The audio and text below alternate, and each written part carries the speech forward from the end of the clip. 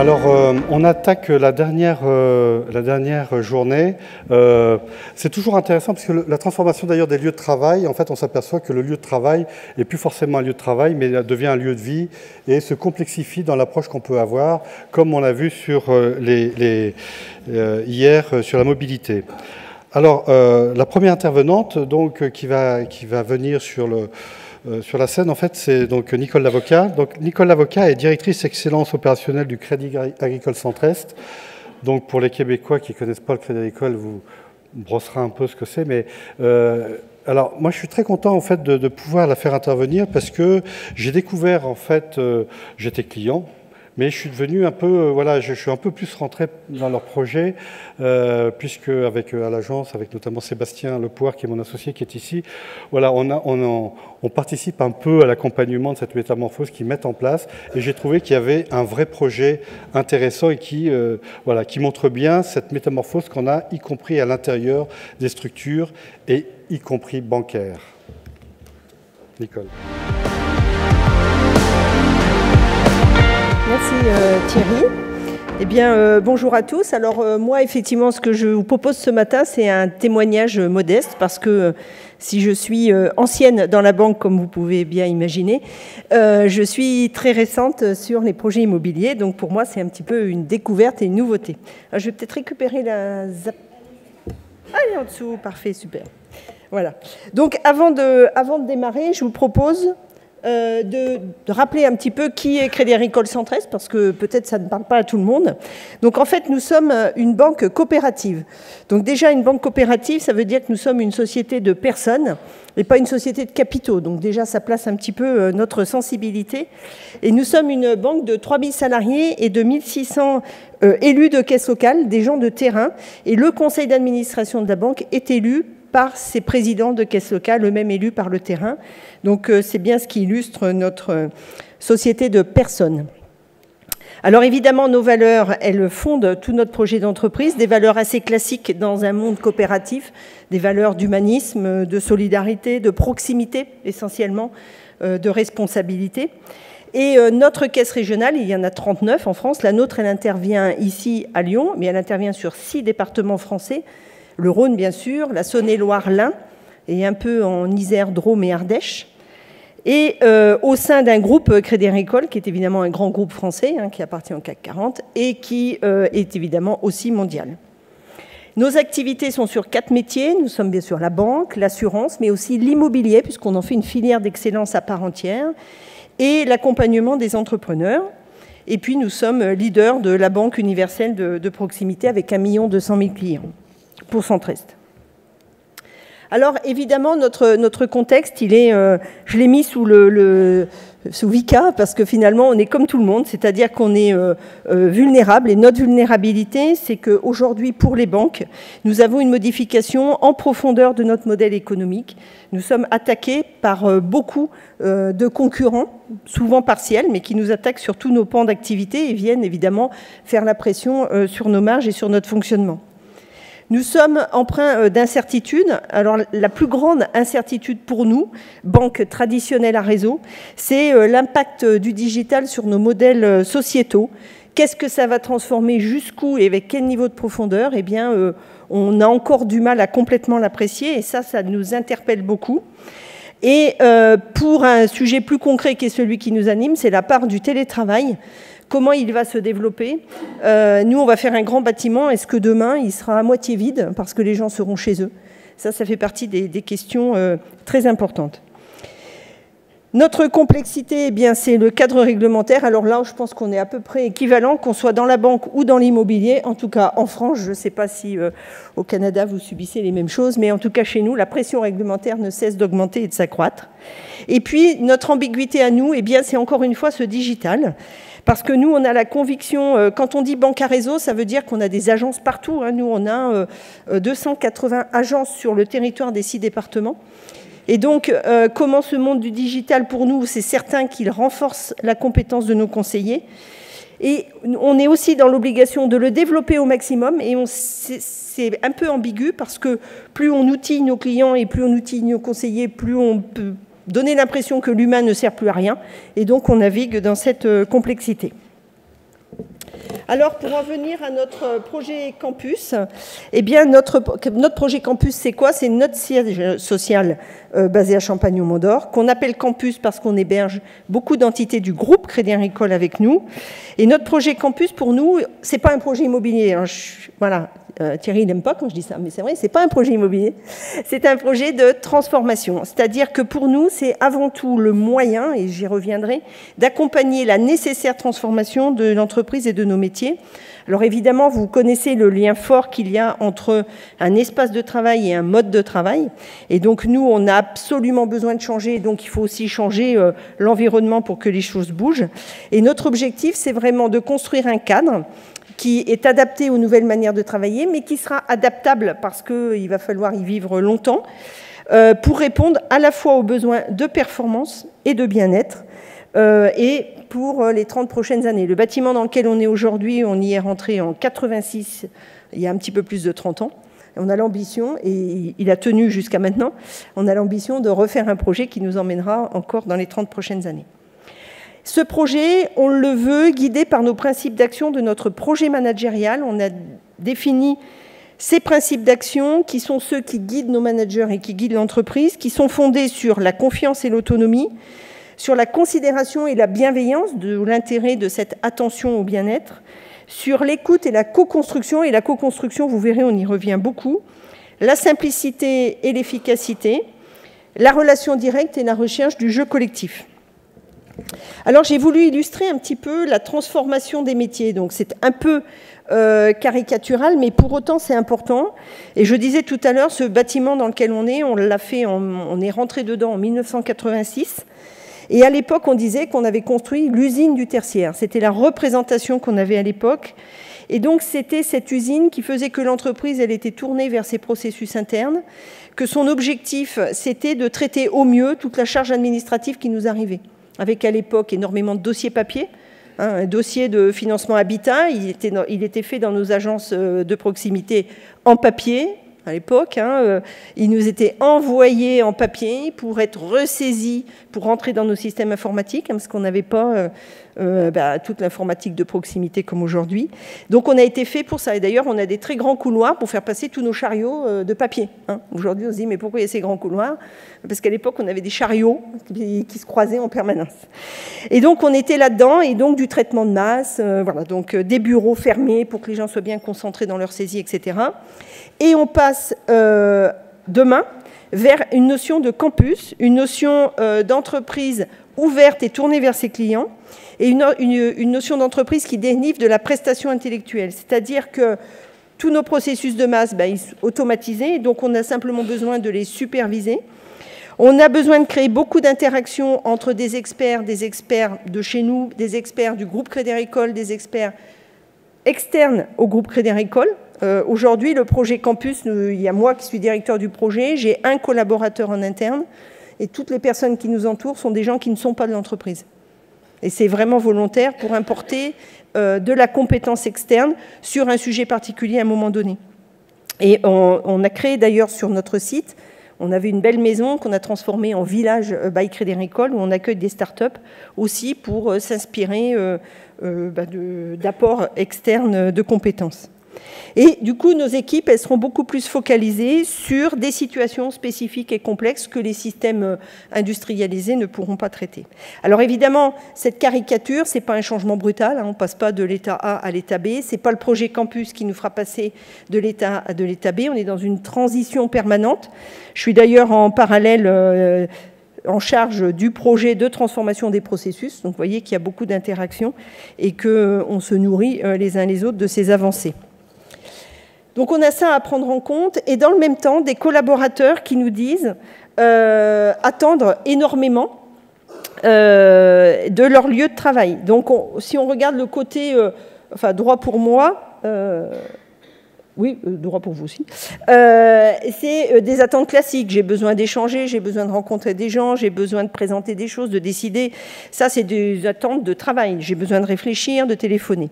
Mais on voit naître des attentes de plus en plus importantes qui vont au-delà et qui disent « Ok, j'ai besoin, mais je veux m'isoler.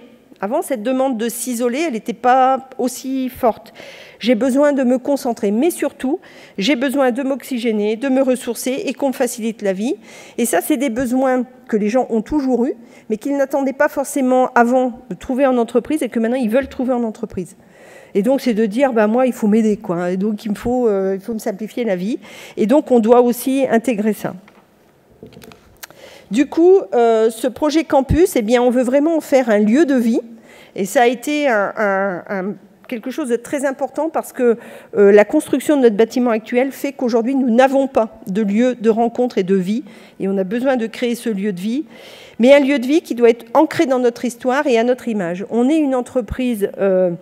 encore une fois, coopérative, avec un état d'esprit, avec une volonté d'être sur notre territoire un peu différente. Et on ne veut pas se laisser embarquer par des phénomènes de mode. Et donc, on veut vouloir créer notre propre lieu de vie. Et donc, cette entreprise, on veut qu'on soit une entreprise ouverte. Ça veut dire qu'on doit favoriser la rencontre des métiers, permettre... encore une fois, la co-construction, innover, etc. On est ouvert sur le territoire et de manière plus que symbolique. Notre bâtiment, aujourd'hui, il tourne le dos à la ville. Et dans le projet architectural que l'on est en train de faire, eh bien, on nous a proposé, parce que nous, on l'avait demandé, d'ouvrir ce bâtiment sur la ville en créant une faille qui va faire que notre bâtiment, sans se retourner, va s'ouvrir à la ville et montrer qu'on devient une entreprise ouverte, accueillante, et qu'on veut s'ouvrir et interagir avec notre territoire local. Évidemment, au plan climat, on souhaite être remarquable et très engagé. Et on souhaite bien sûr des expériences utilisateurs tout à fait à l'état de l'art en matière de confort, de bien-être, pour tirer la meilleure performance globale.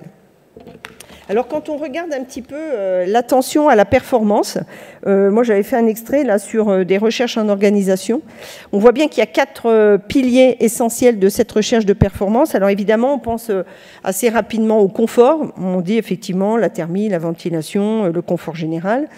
La typologie des espaces, et pour nous ça, la typologie des espaces, ça contribue à la performance, mais pour nous c'est un vrai sujet parce que nos collaborateurs ont l'habitude de rester au même endroit toute la journée pour faire tout leur travail. Et donc, on va devoir apprendre la mobilité dans les lieux de travail, apprendre à dire aux gens, bah oui, ici, il y a trop de bruit pour te concentrer, mais tu as un lieu pour te concentrer. Et on a doté tous nos collaborateurs d'ordinateurs portables qui leur permet de se déplacer facilement. Pour autant, ça n'est pas un réflexe et on a cette vraie difficulté qui est le fait de dire, mais non, mais je viens à mon bureau, je m'installe et j'y reste et je fais tout ici. Et ben voilà. Donc, on est en train...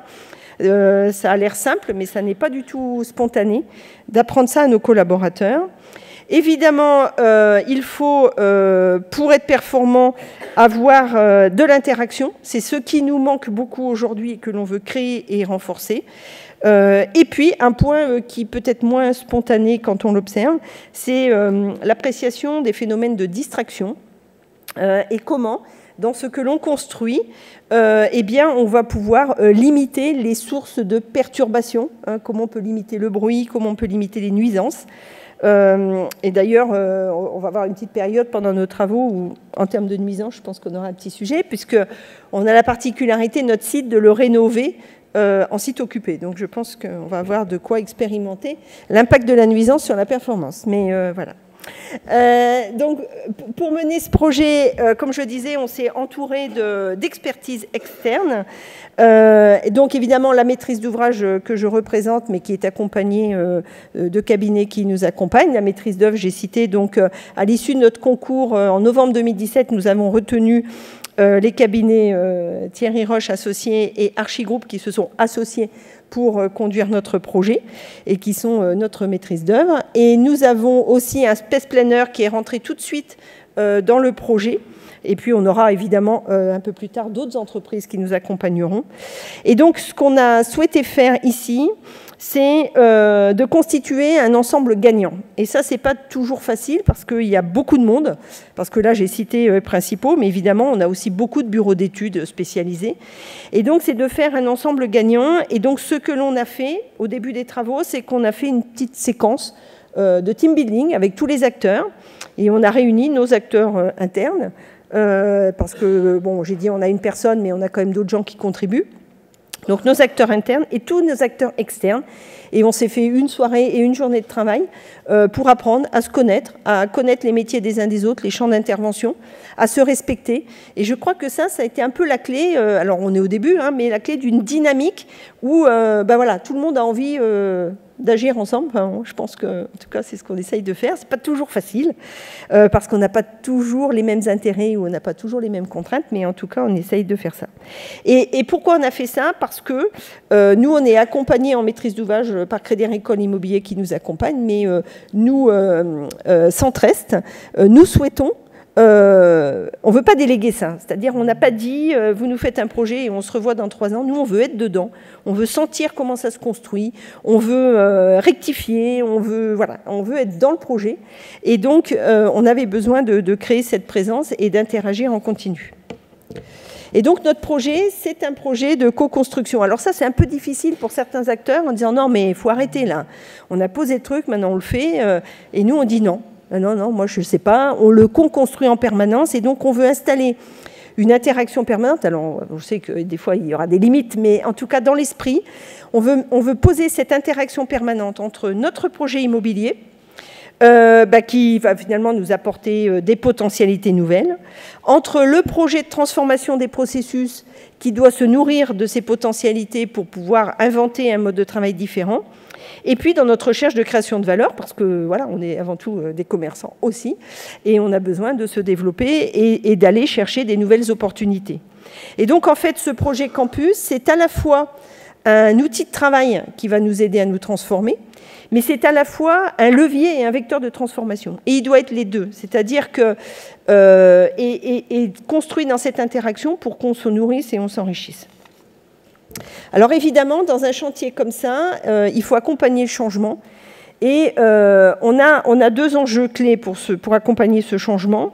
D'abord, c'est de dire, certes, on est une entreprise avec une histoire et on a les pieds dans le territoire et on veut rester, mais on vit dans une époque qui n'est pas la même époque qu'il y a 30 ans, qui est bourrée d'inspiration. Et donc, il ne faut pas qu'on passe à côté non plus. Donc, même si on ne veut pas rentrer dans les phénomènes de mode, il faut quand même qu'on s'inspire de l'époque dans laquelle on vit.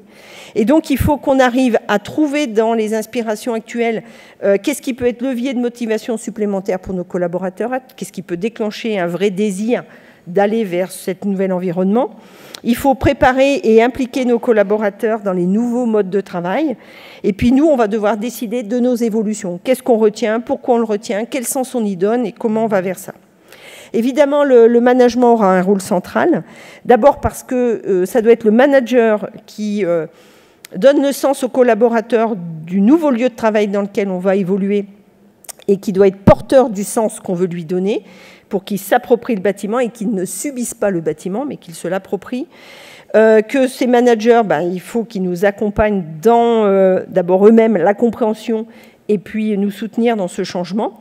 Et puis, comme je disais, on est sur un site occupé et donc on va rénover par tranche, mais nos collaborateurs seront présents et donc on aura bien besoin du soutien des managers dans ces moments-là. Et donc, en fait, pour conclure, moi, j'avais presque envie de le poser en question ou en challenge, en réflexion. J'avais vu une phrase une fois, c'était « Dis-moi qui tu es, je te bâtis ce qu'il te faut ». Et moi, je l'ai un peu modifié, hein, dis-moi qui tu es et bâtissons ensemble ce qu'il te faut, parce que je pense qu'on est vraiment là-dedans. Et nos grandes questions, c'est comment on peut être certain qu'on crée aujourd'hui un lieu qui va accompagner le développement d'entreprise, qui va surtout s'adapter à ces évolutions. Nous, on a eu la chance, il y a 30 ans, les gens qui ont créé notre espace, ils ont su créer un espace modulaire qui nous a accompagnés pendant 30 ans. On n'a pas cessé de recomposer les espaces de travail de manière très classique, avec des cloisons, dans une entreprise très hiérarchique, etc. Mais on a su faire ça. Et notre challenge, c'est de dire aujourd'hui, on repart sur un mode différent, beaucoup plus en interaction. Mais est-ce que ce qu'on va créer, il sera aussi souple? Est-ce qu'il saura faire cette adaptation permanente? Comment aussi dégager de la performance et emmener plus d'engagement des collaborateurs dans leur envie de contribuer au développement de l'entreprise? Et comment anticiper les contraintes énergétiques des années futures et puis les comportements sociétaux qui évoluent.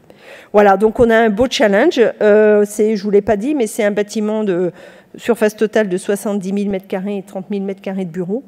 On accueillera fin 2022, quand on aura fini, 1500 personnes. On est aujourd'hui 1000 personnes sur le site. Voilà, merci de votre attention.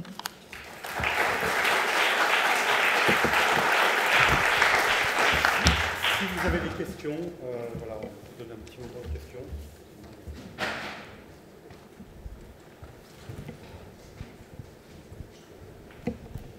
Oui, Geneviève Ancel de la métropole de Lyon et des Dialogues en Humanité. En fait, je suis intriguée par une chose. Vous avez fait appel, par exemple, à des personnalités comme Riyad Salem pour travailler avec vos équipes, le sportif de haut niveau des Jeux paralympiques. Je sais qu'il est venu voir un peu tout le monde. Vous avez fait appel à Thierry Roche, qui sont des compagnons de route de ces Dialogues en Humanité à Lyon.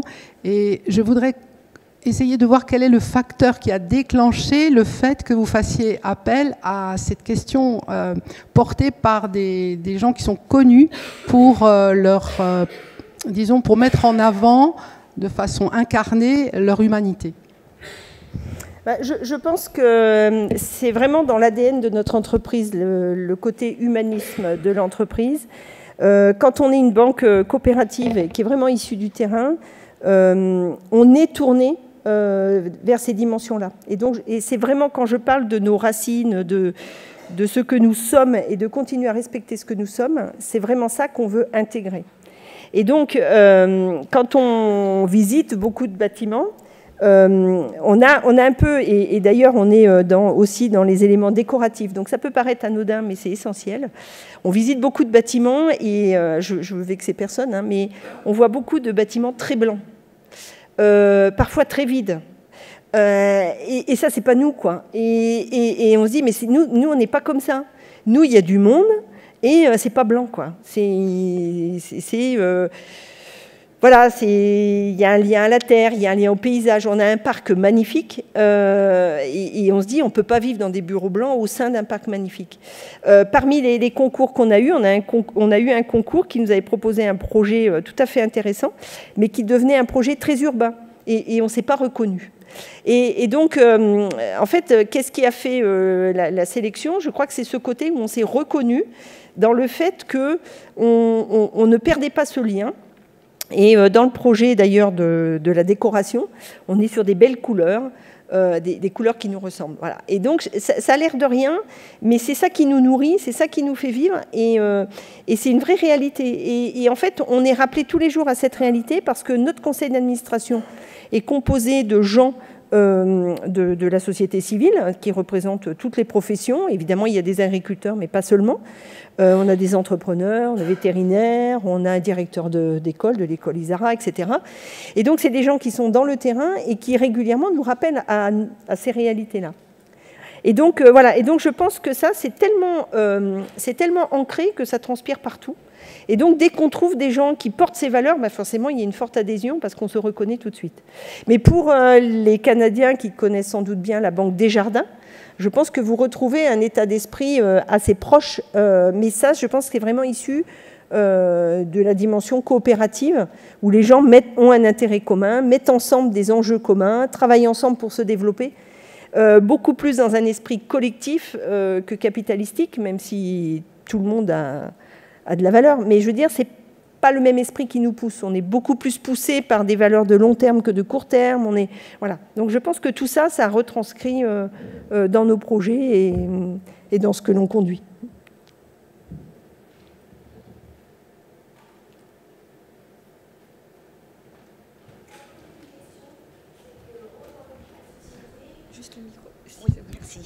Aujourd'hui, dans les sociétés, on sent qu'il y a une partie de population qui sont tournées, ouvertes, internationales, qui sont mobiles, qui sont comment dire, prêtes à se transformer. Et il y a une partie de population qui sont quand même très très attachées à leur racinement, qui sont ancrés dans leur sol, qui sont très bien tel qu'il est. Je pense que c'est un reflet du demande d'exigence dans le monde du travail aussi. C'est-à-dire que notre bureau commence à évoluer, on est plus attaché aux espaces qui sont plus dédiés à certains fonctionnements. est-ce qu'il n'y en a pas une partie de salariés qui vont ressentir toujours cet attachement à son bureau, à son environnement, qu'il a créé, enfin, qui a personnalisé tout ça? Est-ce qu'on est sûr de pouvoir emmener tout le monde vers cette transformation de lieu de travail? Alors vous avez raison, il y a un point que je n'ai pas évoqué, mais nous par exemple, nous avons fait le choix de ne pas faire de flex office. Aujourd'hui, c'est un phénomène assez répandu, alors principalement à Paris, parce que le prix du mètre carré est cher, mais qui est que les gens n'ont pas de bureau attribué. Et donc, soit ils sont en télétravail, soit ils viennent ici. Quand ils viennent au bureau, ils prennent un bureau disponible. Alors, ça a plein de vertus pour plein de choses, mais nous, d'entrée, on a dit, on ne fera pas de flex office. Chaque personne aura un bureau attitré. Mais pour autant, on veut essayer d'apprendre aux gens de dire, oui, tu as ton bureau attitré, le matin, tu sais où tu vas, tu poses tes affaires, tu peux personnaliser un petit peu ton espace, mais apprends, dans certaines situations, à t'extraire de ce lieu qui t'est réservé pour aller vers un autre lieu qui t'est plus adapté. Et nous, on fait ce choix-là. Et effectivement, assez vite, on a posé ce sujet-là pour dire, là encore, le flex office, c'est pas nous. Nous, on est fait comme ça, nos gens, ils ont un bureau, voilà, on a un bureau.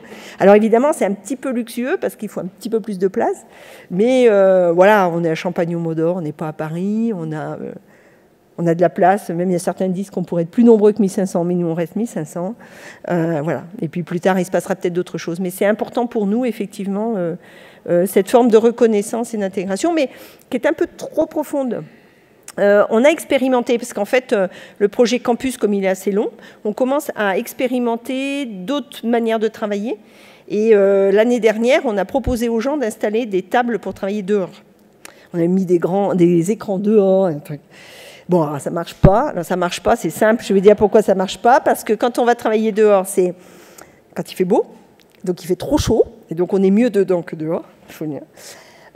Ou alors, s'il a plu la veille, le parasol, c'est un peu mouillé, c'est un peu sale, c'est un peu... Donc, c'est la solution qu'on a testée, elle ne marche pas. Pour autant, on peut trouver d'autres façons de travailler dehors. Il faut peut-être un petit kiosque, il faut peut-être... Mais voilà, on a essayé de faire ça. Mais on a senti que les gens, au-delà du fait qu'il faut trouver le jour qui va bien, c'est-à-dire le jour où il fait beau, pas trop chaud, etc., les gens n'osent pas. Parce qu'ils ont l'impression que quand ils vont travailler dehors, ils ne travaillent plus. Et donc, on leur dit, mais si, vous avez le droit, on vous a mis des tables. Ah non, mais qu'est-ce qu'il va dire, mon chef? Moi, je reste à mon bureau pour bien montrer que je travaille. Et au bureau, ils font peut-être autre chose que du travail d'ailleurs, mais ils sont au bureau. Voilà, donc on a ce travail d'éducation qui vient lentement, mais qu'on va accompagner pour expliquer aux gens que je ne suis pas obligée d'être derrière mon bureau pour qu'on pense de moi que je travaille, et qu'il y a parfois des lieux plus adaptés, et qu'il faut... Mais pour autant, on leur garde un lieu attitré. Merci. J'ai deux questions. La première, vous avez employé le mot de commerçant. Effectivement, vous êtes des commerçants. On voit bien où sont situées vos agences. Elles sont entre la boulangerie et la pharmacie dans les centres-villes. Donc, c'est assez important. Donc, vous avez cette dimension de commerçant, très proche des gens, très proche de son terrain. Et en même temps, ce que vous décrivez là peut paraître comme un château dans son parc, même s'il est ouvert, même s'il est visible de l'extérieur. Comment vous assurez la liaison entre ces deux points, un peu un grand écart? Ça, c'est ma première question. Et puis la deuxième question, on parle beaucoup de désynchronisation des temps de vie pour passer d'un équilibre de vie à une intégration d'une vie de travail avec une vie privée, avec une vie de loisirs. On voit très bien la difficulté que cela suppose, c'est que pendant le temps de travail, on peut avoir besoin d'un temps personnel, d'un temps privé pour sa famille, pour ses amis. Comment vous arrivez à intégrer ça, puisque vous nous parlez essentiellement de lieu de travail? Est-ce que vous avez d'autres fonctions ou des partenaires même qui sont actifs dans vos nouveaux bureaux? Alors, pour la première question, alors effectivement, comment on fait le lien? Comment on fait le lien? Alors, cette notion de siège social, elle a toujours existé parce qu'on est quand même obligé d'avoir un bâtiment. Mais comment on fait le lien? Justement, le premier lien, c'est qu'on va se tourner vers la ville. Et ça, je disais, c'est pas qu'un symbole. Aujourd'hui, on est vraiment dos à la ville. On veut se tourner vers la ville pour montrer notre ouverture. Et le lien, on le fait avec notre réseau d'agences parce qu'on a une très grande proximité entre les équipes qui restent sur le site administratif et les équipes de réseau. Et pour illustrer, par exemple, le comité de direction que l'on fait toutes les semaines, on le fait une fois par mois en agence. Donc on essaye de casser ce côté tour d'ivoire en mettant beaucoup de proximité. On a aussi maintenant tous les systèmes de visioconférence, etc., qui nous permettent d'être très régulièrement en contact avec les gens de terrain. Donc ça, c'est le premier aspect. Et sur le deuxième, effectivement, j'ai plus insisté sur les lieux de travail, mais en fait, notre bâtiment, aujourd'hui, il est tout en longueur. Et à l'époque, quand on avait fait cette usine du tertiaire, l'objectif, c'était que les gens aillent très vite à leur poste de travail pour travailler le plus vite possible, etc. Et donc, en fait, nos parkings sont en dessous de tous les bureaux, et chacun monte, se gare sous son espace de travail, monte au travail par l'ascenseur. Voilà. Et donc, en fait, c'est un bâtiment qui ne permet pas l'échange et l'interaction, puisque chacun, enfin moi par exemple, qui suis depuis le début dans ce bâtiment, j'ai changé d'endroit à plusieurs reprises, eh bien, je ne vois que les gens à proximité de l'endroit où je travaille. Mais les autres, je ne les vois pas de la semaine. Si je ne me rends pas chez eux, je ne les vois pas. Et donc, en fait, dans le projet architectural, on veut se créer ce cœur de vie qui nous manque aujourd'hui cruellement. Et donc, le projet prévoit, comme le bâtiment, je dis, il est long, mais il est un petit peu courbé, donc en son sein, ce qu'on appelle un hub, qui va être véritablement un lieu de vie. Et on va mettre dans ce lieu de vie toutes les dimensions personnelles qui correspondent aux attentes de nos collaborateurs, c'est-à-dire qu'on y trouvera de quoi faire du sport, une conciergerie, enfin tout un lieu d'animation et de vie. Des possibilités de repos peut-être. On a d'ailleurs dans notre village, on a une start-up qui propose une espèce de lampe rouge où vous asseyez dessous habillé comme ça et vous restez un quart d'heure et ça vous ressource. J'ai fait le test, c'est pas mal. Ça vous détend, c'est bien. Voilà. Donc par exemple, on peut imaginer demain qu'on ait un spot comme ça avec un lieu, une petite machine comme ça où les gens vont se ressourcer. Donc on est bien là-dedans et on est bien en train de le créer. Là encore, avec des partenaires, parce que notre ambition à nous, c'est pas de développer ces métiers-là, mais de s'associer avec des compétences pour apporter ça, parce qu'on sait aussi que ça sera nécessaire en attractivité pour les futurs talents et qu'on a besoin aussi de recruter. Oui, Étienne Régent, il y a un des sujets, enfin, on voit bien qu'un des sujets principaux, c'est la mobilité par rapport. Il y a la qualification des espaces, du projet dans son territoire, comme on a vu, c'est un enjeu. Et puis à différentes échelles, à chaque fois, c'est cette tension entre donner une qualité et permettre qu'il y ait une forme de mobilité, de souplesse. Donc il y a une des dimensions dans la mobilité, c'est quand même l'accès au travail aussi, dans le territoire. Je me suis demandé est-ce qu'il y a une réflexion spécifique par rapport à... Vous parliez des voitures, 1500 personnes sur un campus, ça impacte terriblement potentiellement le territoire et puis ça a un impact écologique non négligeable. Est-ce qu'il y a une réflexion dans le projet sur les déplacements et est-ce qu'il y a un plan de déplacement d'entreprise? Est-ce que vous avez une réflexion sur le sujet? Alors, au niveau de l'entreprise, on a plusieurs choses concernant les déplacements.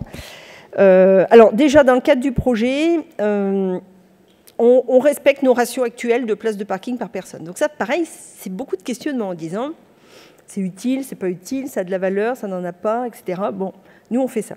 Pour autant, en parallèle, on prend des initiatives pour encourager des modes de déplacement différents, donc de manière assez classique comme dans les entreprises, la participation au transport en commun pour ceux qui viennent en transport en commun. On fait de la mise à disposition de vélos électriques pour ceux qui veulent faire les trajets en vélo électrique. On a un parc de notre voiture, dite de voiture de service, que les gens peuvent réserver pour leur déplacement professionnel, où on compose avec des parcs électriques, etc. Donc on essaye de faire un certain nombre de choses. Voilà, on est là-dedans, mais on a prévu les places de parking. Sans trop savoir... Voilà, on a hésité, puis on s'est dit non, il faut quand même qu'on propose l'offre. Alors, on est à Champagne-au-Mont-d'Or, on n'est pas au cœur de ville. Les gens arrivent d'un peu partout. Voilà, donc sans doute que peut-être un jour on aura un tram qui vient jusqu'à Champagne-au-Mont-d'Or. Peut-être, alors il y a pas mal de navettes transversales aussi maintenant qui commencent à se développer, mais pour autant, comme on est quand même un peu à la campagne, les gens ont quand même beaucoup l'habitude de venir en voiture. Donc on essaye d'inciter au covoiturage, etc. Mais voilà. Donc je pense on est à l'intérieur d'un système qui va évoluer, qui va sans doute s'enrichir en termes de déplacement collectif. Mais bon, on verra, quoi. Voilà. Pour le moment, on a quand même une offre. On est resté sur quelque chose d'assez classique, malgré tout, concernant les voitures.